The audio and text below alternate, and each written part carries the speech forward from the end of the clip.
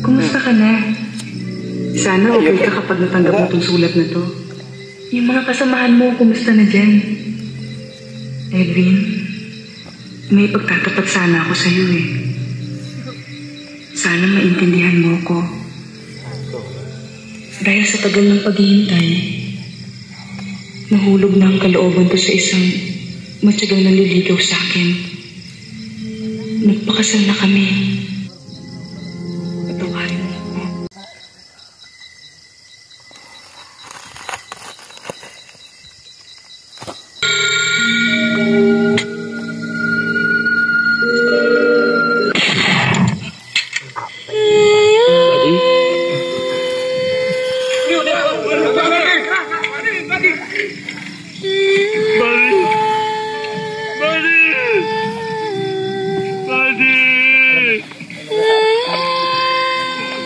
Sa'yo, huwag mong pag-asaya ng panahon ng babaeng yan eh.